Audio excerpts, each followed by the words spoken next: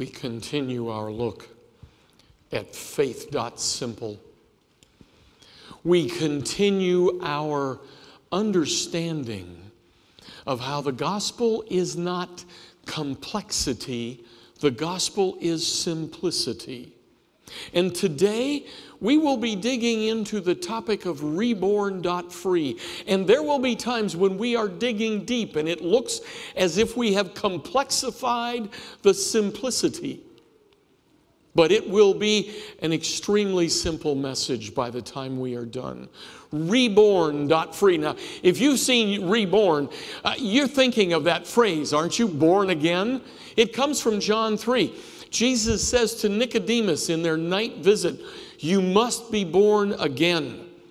A little later in that chapter is another of the most familiar verses in all the Bible. If you only know one or two verses from the Bible, you probably know verse 16 of John 3, and it's still part of the conversation between Jesus and Nicodemus. For God so loved the world that he gave his only begotten Son, that whoever believes in him should not perish but have everlasting life. But we are looking at Reborn.Free in the context of our studies in Colossians. And so today we're going to look in Colossians 2. This is a verse that is used often, abused often, misused often, and misunderstood. Today I hope we grasp it in its detail. And I hope you are reading in Colossians. We are not trying to find every verse and cover every verse. So if you will be reading more about Colossians, you will have a clearer sense of what the whole book is about. But I hope these messages help put it in context for you. This verse in Colossians 2:16, incidentally, if you want to look it up in the hymnal rack Bible that's in front of you, it's page 834, maybe 844. I'm sorry, lost that spot. Here is the verse that we will be looking at. Therefore, do not let anyone judge you by what you eat or drink, or with regard to a religious festival, a new moon celebration, or a Sabbath day. Wow, that's kind of a tough verse. Because you see, I thought I knew some things here. But it reminded me this week of a story of a colleague of mine, Michael Dudouis. Michael is a wonderful preacher and a wonderful teacher of preachers. And Michael was in Tacoma, Washington, teaching a special preaching class at the Northwest Baptist Seminary. And he was there not far from town. Tacoma, Washington is a gorgeous town. It's right at the south end of Puget Sound. And as you look off toward the east, you see Mount Rainier. Except on days like this. And there's a lot of days like this in the Seattle-Tacoma area. It's cloudy often. And so while Michael Dudouis knew that Mount Rainier was there, he didn't see it until the last day he was there. And then he sees above this town, towering up 14,000 feet, Mount Rainier. It had been there all the time, but the clouds had hidden it. And as we come back to Colossians 2, I hope we can see the Mount Rainier in this verse and strip away some of the clouds. Now, some of the Mount Rainier in this verse is eat or drink. Wow. I kind of thought God cared what we eat or drink. You know, my catchphrase would be, you shouldn't go whole hog about eating pig.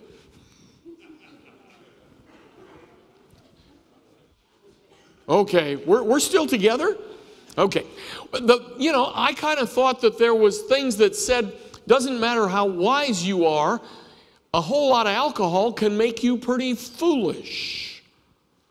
I think that there's things here. What's going on in this verse that it says, don't worry about what you eat or drink? Now, you see, there's a second part down there as well. This Sabbath day, Seventh-day Adventists think the Sabbath day is pretty important. The Sabbath day, some people say, oh, well, you worship on Saturday instead of Sunday. No, we worship on Sabbath, and Sabbath is not the same as Saturday. See, Saturday starts at midnight and ends at midnight. Sabbath starts at sundown on Friday and goes to sundown on Saturday afternoon. It's this day in which we have a whole day with permission to rest. Permission not to have to do a lot of things. Permission to get together with friends and family. Permission to worship. We have these opportunities. And this verse seems to be saying, don't judge anybody if they decide a different day is just as good. Wednesday could be fine. Now, the problem is not many churches actually worship on Tuesday, but it seems like that's what here. What is the Mount Rainier that's hiding behind the clouds in this verse? That's where we want to explore today. This verse of Colossians 2 that we should understand has to be put in its context. There is a phrase that runs that every preacher is taught. A text without a context is a pretext for a proof text that proves nothing. You see, you just yank stuff out of context and dump it somewhere. So when I'm preaching to you, I look at the passage and I try to understand who it's written to. And what the message is. What was the author trying to say? What do I think and what do commentators think that the Bible would be saying? How would the people who got this message first, how would the people in the church at Colossae understand this message? That's putting it in context. And one of the things I do is read the passage a lot of times. Another thing I do is read what commentators have had to say on the passage. So I love a commentary set called the Conflict of the Ages series, written by Ellen White. There's 5 books in this series, and it covers Genesis to Revelation and beyond. And it's a great commentary about the meaning of the Bible. I also look at the Seventh-day Adventist Church's Bible commentary. Wonderful Bible commentary with great scholarship that helps me understand the context of the times. What might this have meant in those times? Because it's not the same 2,000 years later necessarily. I also read some other commentators. William Barclay is there. The Back to the Bible radio broadcast has produced a little set of books about this wide on my shelf. But it's wonderful to read those, and the people at the Back of to the Bible broadcast are shoestring relatives of mine. So of course I'm going to look at what they have to say. They're my relatives. I also look at a number of others. One of them is the Matthew Henry commentary series. Matthew Henry wrote his commentary in the 1750s, 250 years ago. And in this commentary set, I was absolutely fascinated with what I found. Now, Matthew Henry was not a Seventh-day Adventist. In fact, Matthew Henry wrote his commentary 100 years before anyone was a Seventh-day Adventist church. The Adventist church was established in the middle of the 19th century. Matthew Henry writes in the middle of the 18th century. But as I read his commentary, I was just fascinated. Here is Matthew Henry, a wonderful Christian, part of the Anglican denomination, writing 250 years ago about this very passage in Colossians 2:16. And Matthew Henry doesn't say a word about the Sabbath day being a weekly worship day. Matthew Henry says, we should look at the context in the next verse. These are a shadow of things to come. The reality, however, is found in Christ. Matthew Henry is saying, read it in context. And if you read it in context, you'll have a better understanding of it. You see, he says, this is a shadow of things to come. Now, the things to come were Jesus And he says the reality is here. Now let's come back to our verse. Let's try to look at this through the lens of Matthew Henry. Matthew Henry, writing 100 years before there's a Seventh-day Adventist church, 100 years before there is a Seventh-day movement that says we should honor God by worshiping on a day he recommends instead of one we created. And what we find here is the veneer behind this verse. We find food and drink. You remember that from verse 16? That what you eat or drink? Matthew Henry is saying the food represents the meal offering. The drink represents the drink offering. When the meal offering was brought to the temple in Jerusalem, or even before that, the temple in the wilderness or at Shiloh, throughout the history of the Israelite nation, when the meal offering was brought, a part of it was burned and was broken. A piece broken off, put on the altar. And it was pointing forward to Jesus, whose body would be broken. When the drink offering was brought, a portion of it was poured out on the ground. And that's a symbol of Jesus' blood being poured out on the ground. These two things from the beginning of that verse 16 point forward to Jesus. Matthew Henry says, let's look a little further as well. When we talk about the Sabbath day, he says, it's not pointing forward to Jesus, it's reminding us of creation. It's pointing back to creation. Do you remember the week we looked at Exodus 20 and found in the 10 commandments in Exodus 20 that in the fourth commandment it says, remember the Sabbath day to keep it holy because God created the world in 6 days and rested on the seventh day. And then we went ahead and looked at the other place where the 10 commandments is in the Bible. It's in Deuteronomy 5. And we don't go there very often. It's virtually identical to the commandments in Exodus 20. But in Deuteronomy 5, the fourth commandment is changed. Remember the Sabbath day to commemorate the God who brought you out of Egypt with his strong right arm.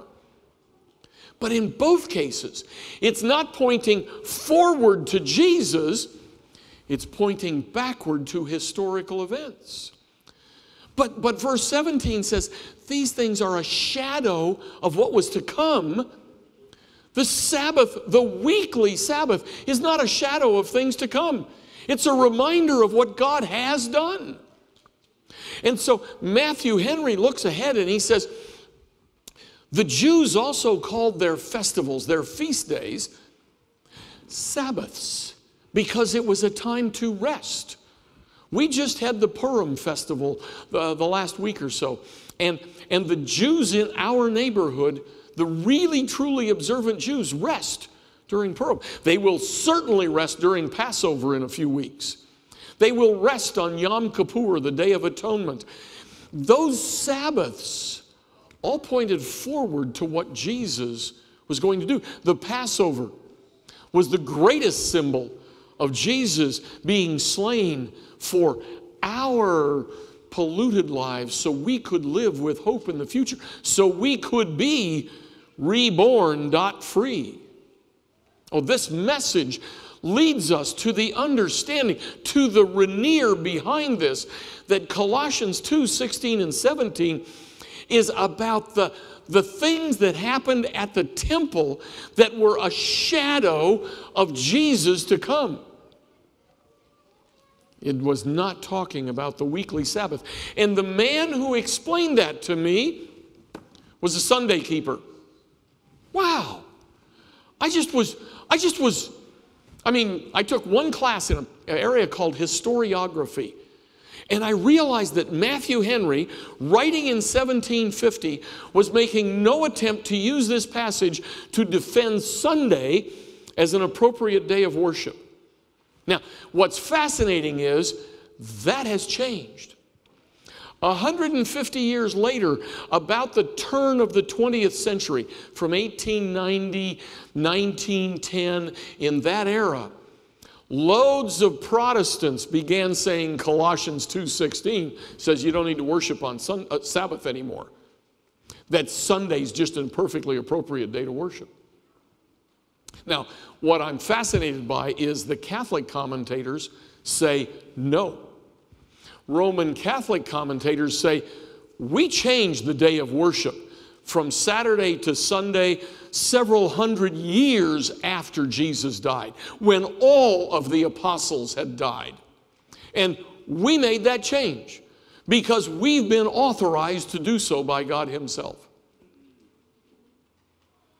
The Protestants say, no, you're not, you have to find it from the Bible. And the challenge has been, where do we find it in the Bible that Sunday's okay? And they've come to this verse. But I am fascinated that the commentator who lived 150 years before it became an issue said, no, this verse is not about that. We keep Sunday because it's generally agreed upon, but not because it's scriptural. And this passage relates to the pointing forward to Jesus and all those ceremonies of the old Jewish nation, the old Israeli culture. Those ceremonies are no longer things that we should be paying close attention to. There is the veneer behind our passage. The veneer is that message is all about pointing forward to Jesus on the cross. We've had this up in front of our church long enough now that I fear it may become just part of the woodwork. You just don't see it. I mean, we've got brand new pews and there's nobody coming to me saying, wow, I love the pews. Well, we've got brand new cushions on the pews. And incidentally, we have brand new cushions as well as fabric on the pews. And a big old thank you to Charlie Ball and Bill Burnett and Ed Jackson, and I hate to start mentioning names because I'm forgetting some folks. Excuse me and forgive me for that. Thank you to everybody who helped make this happen. But you see, we're just sitting on it. We don't notice it anymore. It becomes part of stuff like the projector up there. We don't notice the projector anymore. And I fear that may be true here as well. Do you remember when we created this? You brought broken shards of glass up to the front, set them down. And Dan Redmond and I took those and we put them in the fiery furnace. We placed them in the shape of crosses, put them in the fiery furnace of His kiln, and melted them into the shapes of crosses, and then put them up on this glass in the form of a large cross, the cross of the broken glass crosses, symbolizing how something that can be broken and sharp and cutting and painful can become something of beauty that reminds us of God. You see, Jesus dying on the cross was sharp and painful. It was a struggle. It was not easy. It was not pretty.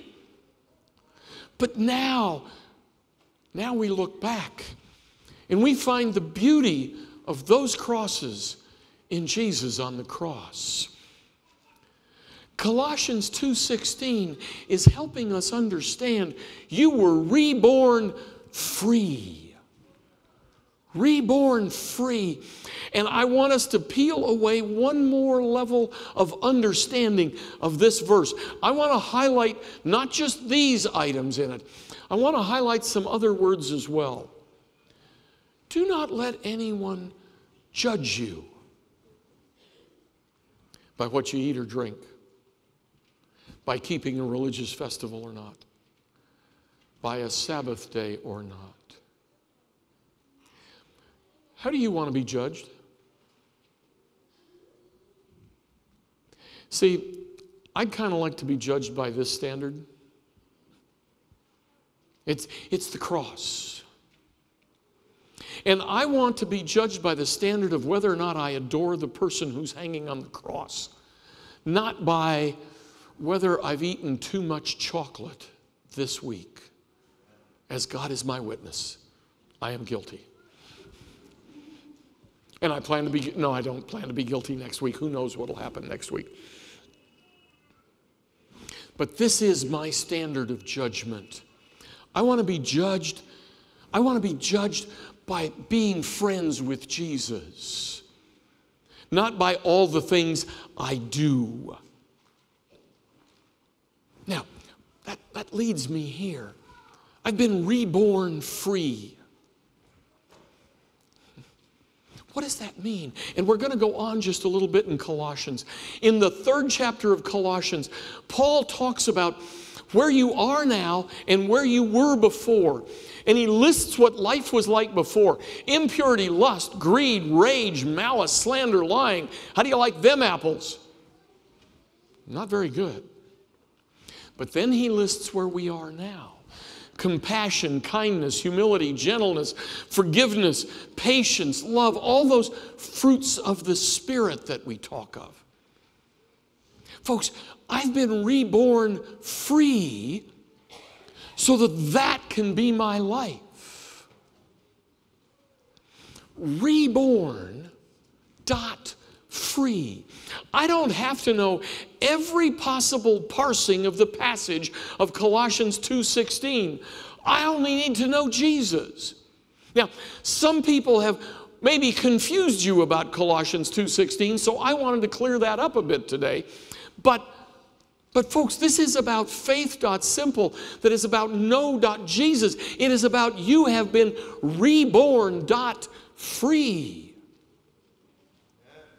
You know, we always have a connection card. Well, we don't always, but we are always while I'm preaching this series. It's in the bulletin. Would you take it out, please? I want you to take out that connection card. And I want the deacons to get ready here in 3-4 minutes to be able to come forward and pick up these cards. I'd like to have you fill it out. You know, there's space on the front for your name and your address, and there's no free gift. You've been reborn.free, not gift. Oh, that was pushing it, wasn't it? But on the back, there are my next steps. And that's where I'd like you to go. My next steps. Here's what I want to read Colossians. If that's your goal, I want you to mark that if you would, please. I want to read Colossians. That's an important part of what we're doing. You will gain benefit from reading Colossians aside from my preaching about Colossians. And folks, you need to be growing beyond what just happens in worship here. I hope you'll mark, I want to read Colossians. But then there's a second step. I want to live free as a reborn person. Live free as a reborn person. Mark that if that's your goal as well. And then there's a third spot there on the bottom. I want to know more about the Sabbath. This is a piece that this verse can be confusing.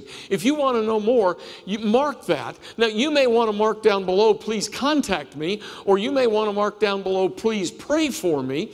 We'll be glad to contact you, talk about this issue, help you grow and understand it, or we will be happy to pray for you as you work your way through the study of this, whatever it may be.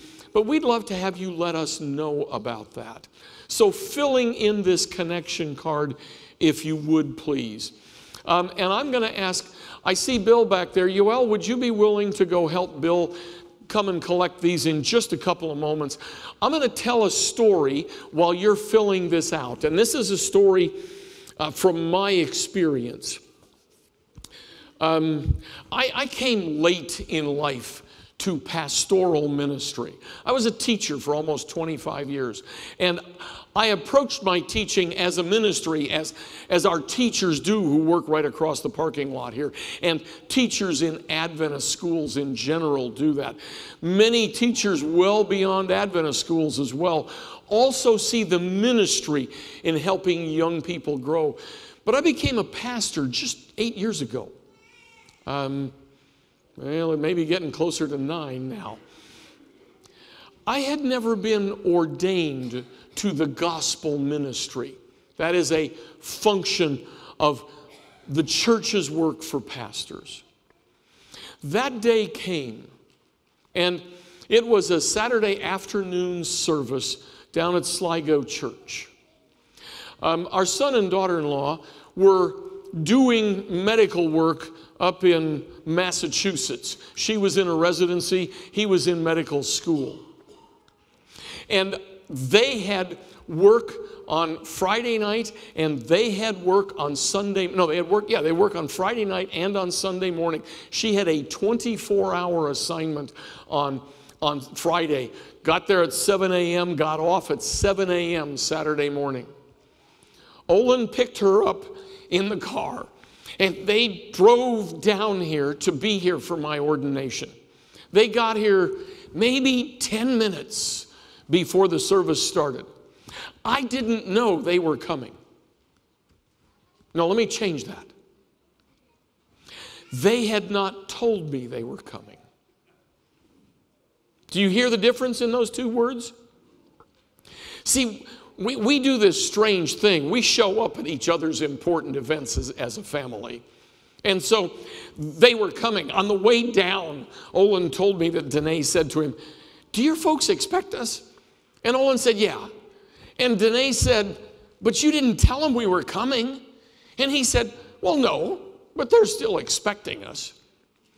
I came out to sit in the front row where the ordination candidate sits before the ordination starts. And Olin was sitting in the second row. And I said hi, I gave him a hug. And Danae said, "He didn't seem surprised you were here."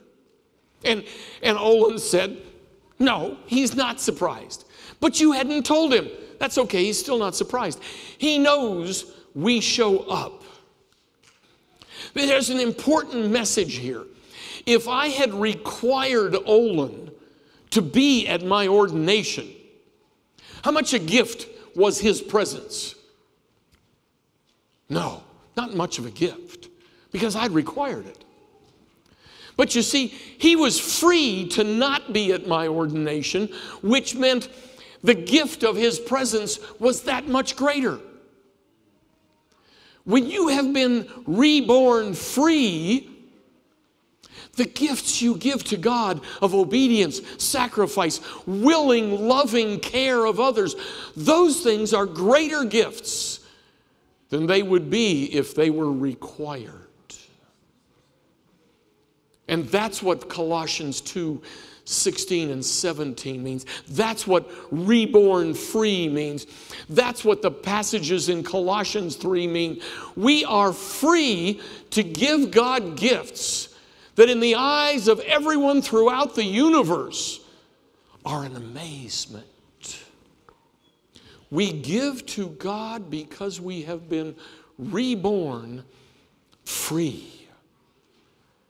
There is no finer gift, no greater gift. I wear a tie today that was given to me by one of the members here. Ronald has on a scarf that matches the tie. It was given to us by one of our Burmese members. Singh gave it to me. Now, if I wore this tie because Singh had said, "I'll give it to you if you'll promise to wear it," what would my gift of wearing it look like? I was earning a tie. But I saw her after our 9:30 service, and she said, "You're wearing the tie." And I said, "Yes." See, my gift was greater because she put no strings upon my gift. Oh, there's the story from Jesus. Jesus puts no strings on his gift to us so that our gifts back to him can be greater than at any other time. And that's the message of Reborn Free. When we come to worship on Sabbath, when we spend this day worshiping God, we give him a gift that could never be given if keeping this day were required for our eternal life.